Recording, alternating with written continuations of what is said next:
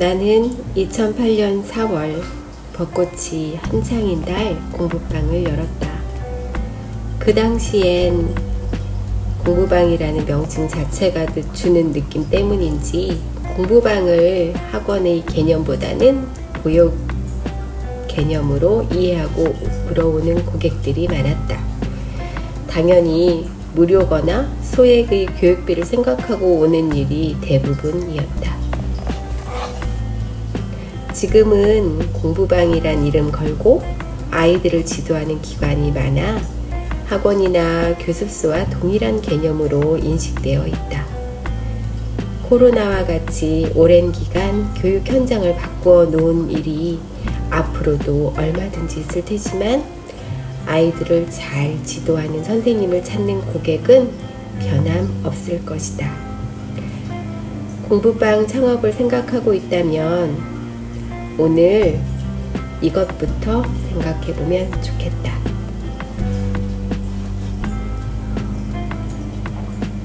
입지 선정은 맨 먼저 주변에 학교가 얼마나 있는가를 확인하는 것부터 시작하면 좋겠다. 즉, 유치원부터 초등학교, 중고등학교가 얼마나 있으며 가르칠 학생들이 어느 정도인지를 파악하면 될 것 같다. 다음으로는 이 중에서 교육시킬 대상, 즉 초등학생을 대상으로 할 건지 중학생을 대상으로 할 건지 등에 대해서 정하고 입지를 선정하면 좋을 것 같다. 유아 한글 떼기와 수 그리고 초등까지만 가르치고 싶으면 입지를 정하기가 비교적 수월한 편이다. 작은 평수 아파트가 많은 단지를 끼고 시작하면 무조건 잘 될 것. 나도 마찬가지 그렇게 시작했기 때문에. 아파트 상가라면 어린이집이나 유치원도 있고 그 외에 태권도, 미술, 음악학원이 있으니까 홍보에 전적으로 도움이 된다. 아파트 게시판에 회원 모집 전단을 할 때도 A4 용지 한 장에 상가 학원이 공동으로 홍보하는 방법도 비용이 절감된다. 유초등 저학년은 아파트 단지 크기에 크게 구애받지 않아도 된다. 그 아파트에 다니는 아이들은 대부분 한 학교에 다니기 때문이다. 중등부 이상 공부방을 생각하고 있다면 학교마다 교과서가 다르고 단원 구성도 다를 수 있다. 특히 국어와 영어의 경우 학교마다 학교에 맞는 출판사 교재를 선정해 사용하니까 내신 관리에 한 학교를 하는 초등에 비해 운영하는 에너지가 많이 필요하다. 주력 학교가 있으면서 부수적인 학교가 있으면 좋은데 그러려면 주변의 중학교 두세 개가 공부방과 멀지 않은 곳에 오픈해야 한다. 그렇지 않은 경우 회원 모집과 관리를 위해서 차량을 운행해야 하는데 그 또한 우리 선생님들한테는 공부담이 될 수 있다. 물론 차량을 하지 않는다면 지도하는 학생 수도 제한적이다. 그러니까 많은 학교보다는 한 학교에 많은 회원을 유치하는 쪽이 훨씬 효과적이다.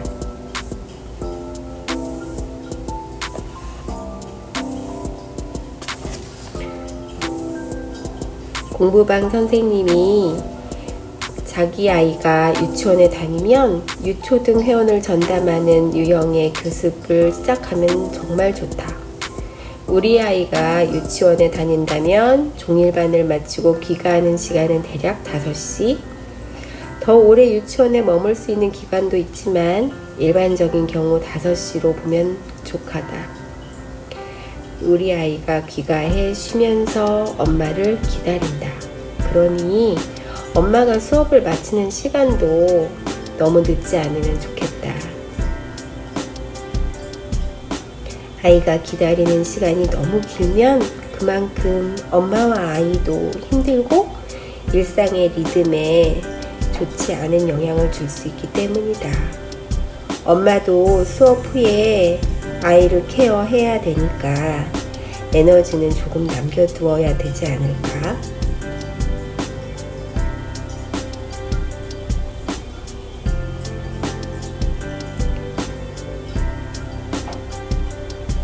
유초등만을 대상으로 하면 가까운 거리, 즉 도보가 가능한 곳에 있는 공부방을 선호한다. 엄마가 아이를 데리러 직접 오가지 않아도 아이들 스스로 귀가하기에도 안전하기 때문이다. 이는 엄마들의 입소문 그리고 그룹으로 아이들 학년을 배정해 만들기도 정말 유용하다. 차량을 이용하지 않아도 되는 점은 공부방 운영에도 큰 도움이 된다.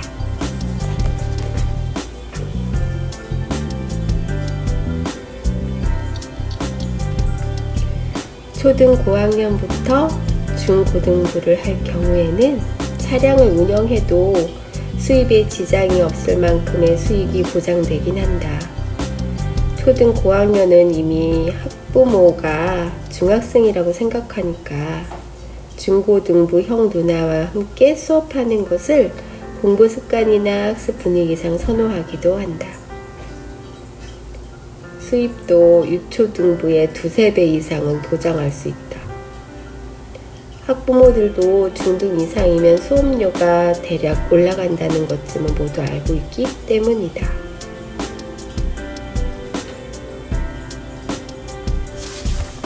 많은 학생을 유치하기 위해 수업료를 낮출 생각을 할 수도 있다. 내 경험을 말하자면 수업료를 낮춘 경우 교육의 질을 의심해서 입회되지 않는 경우가 덜어 있긴 했다. 수업료를 낮추는 것보다는 교육의 질을 높이는 방향으로 노력하는 것이 좋다는 생각이 든다. 아파트에서 공부방을 오픈하면 좋은 점은 우선 선생님이 편안하다. 아이들도 편안한 분위기에서 공부할 수도 있다. 그렇게 가정 같은 분위기에서 공부하는 게 익숙한 아이들은 집에서 공부할 때도 공부 분위기가 별반 다르지 않다. 학원과 같은 분위기에서 하는 것은 불편해하는 경우 이런 아이들한텐 공부방이 정말 효과적이다.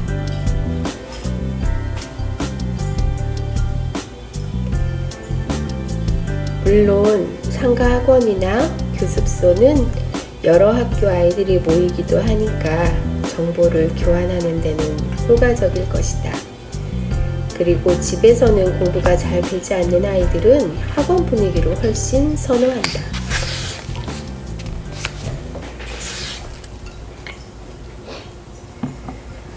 또 공부방을 시작하기 전에 반드시 생각해야 될 것은 입지 선정뿐 아니라 과목 선정이다.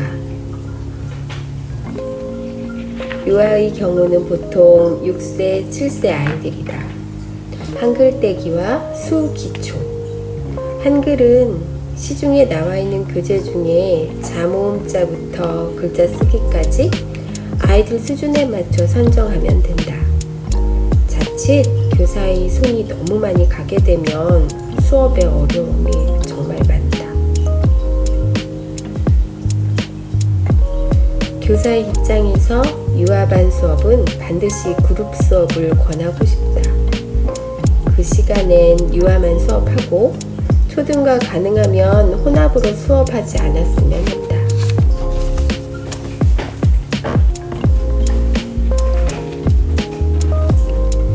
예외는 있으나 유아는 집중 시간이 보통 20분 전후로 짧은 경우가 대부분이다. 혼합반의 경우에는 주 1, 2회로 수업 횟수를 조정하길 권한다.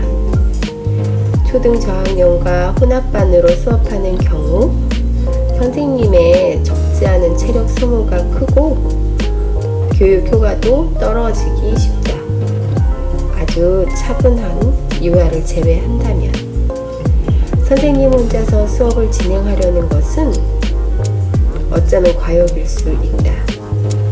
예비초등의 경우도 더러 마찬가지 경우가 된다.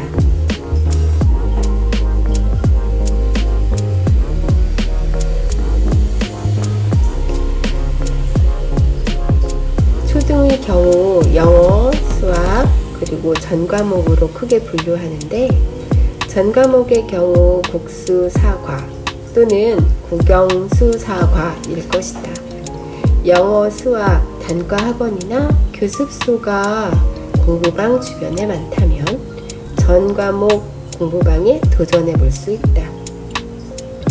생각보다 전과목 공부방을 선호하는 학부모들도 꽤 많기 때문이다. 물론 선생님의 에너지는 두세 배 더 들어가. 또한 그에 비해 수입이 훨씬 더 가는 건 절대 아니기 때문이다. 물론 단과반에 두세 배로 어렵고 채점할 것도 늘어나고 선생님이 준비할 수업 시간도 늘어난다. 체력뿐 아니라 노력도 많이 든다. 하지만 주변에 이미 자리를 잡은 단과학원과 경쟁에 도전할 만한지 가능하다면 전과목을 지도하는 것도 고려해 볼 만하다. 사업은 이기는 법을 선택할 때 승산이 있다.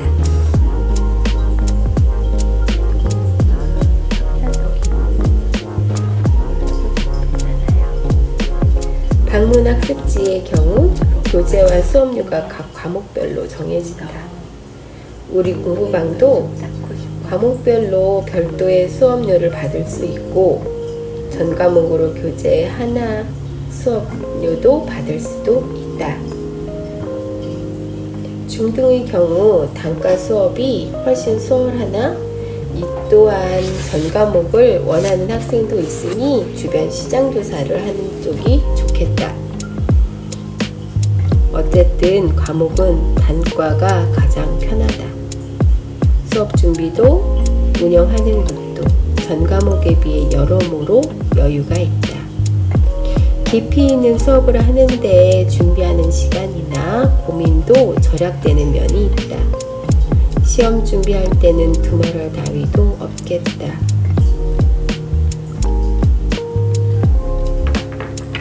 성적 관리도 어려움이 덜한 점을 기억하기를 바란다.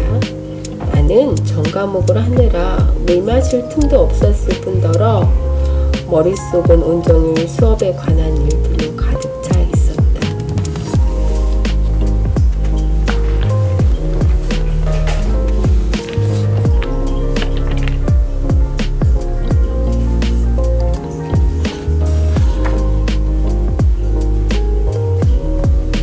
공부방을 창업하는 창업 비용도 유형에 따라 달라진다. 학원형 공부방의 경우엔 상가 임대료, 인테리어 비용, 공동관리비 등이 들어간다. 다만 냉난방은 상업용이기 때문에 부담이 덜하다. 학원형인 경우 규모에 따라 허가사항도 다르다는 것을 명심해야 한다. 교습소도 학원형과 규모가 다르니 허가사항을 잘 체크해두면 좋다. 학원에 비해 소규모니까 인테리어 비용은 동일한 인테리어라도 비용이 좀 줄어드는 편이 있다. 대신 교습소는 여러 과목은 수업이 쉽지 않다는 점을 알아두자. 아파트형 공부방은 기존의 주거와 함께하는 경우 방 한 칸, 두 칸 또는 거실을 이용하는데 비용 면에서는 크게 욕심을 들여 변경하지만 않으면 책상, 의자, 칠판, 소모품 정도만 구비하면 되니 창업 비용이 많이 들지 않는다고 볼 수 있다. 한 가지 더 고려한다면 프랜차이즈형 공부방을 오픈할 경우 가맹비가 있을 수 있다는 거다. 가맹비를 면제해주는 시책이 있는 시즌도 있으니까 이때를 꼭 확인하고 해당 지점과 상담하는 것이 좋다. 현재 기업에서 운영하는 공부방 중에 가맹비가 없는 것도 있으니까 또 임대료, 임차료 지원하는 곳도 있으니까 선생님들이 찾아보면 좋겠다.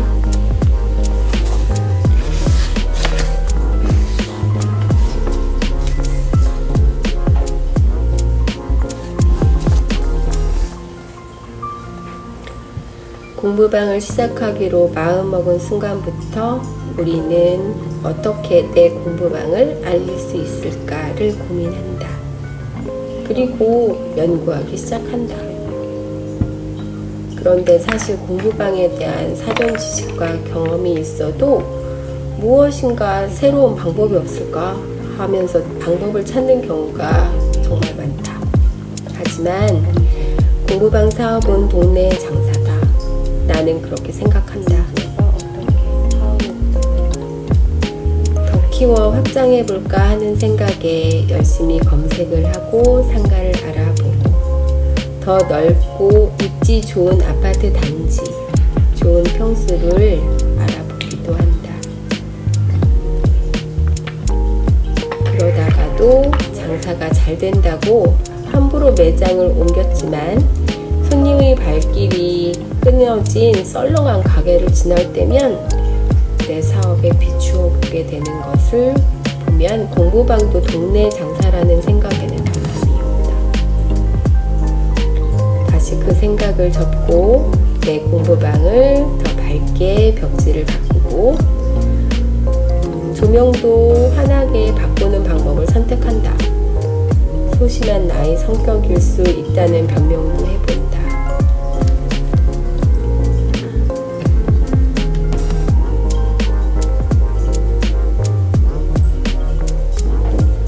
공부방을 오픈하는 자리를 잡으면서 동네 분들은 나를 우리 동네 선생님이라고 부르기 시작한다.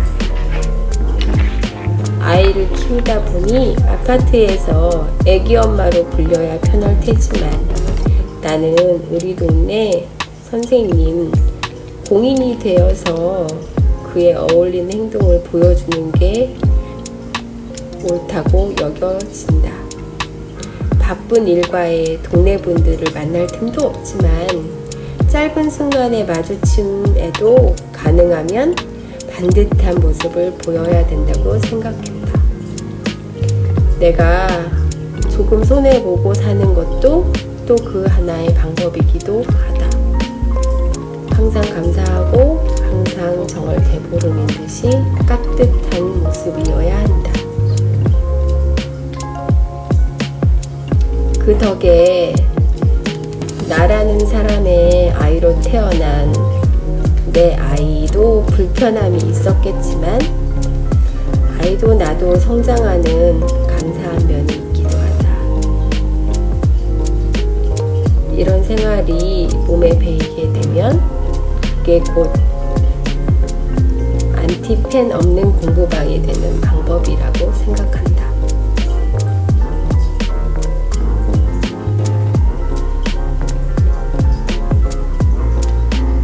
수업을 잘한다라고 소문을 듣고 오는 문의를 수업을 잘해서라고 해석하면 안 되는 까닭이다.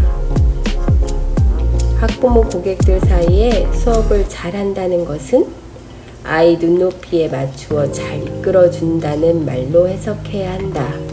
또한 믿을 수 있는 선생님이라는 말로 해석해야 한다. 눈높이란 공부의 양과 질뿐만 아니라 아이들을 대하는 선생님의 태도가 어떠한지를 말하는 것이기 때문이다. 그건 선생님의 성향 그리고 인성에서 이런 것들이 수업 안에 고스란히 드러나기 때문이다.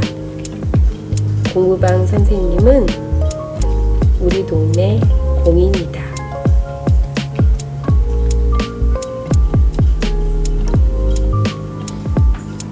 그 안에서 나도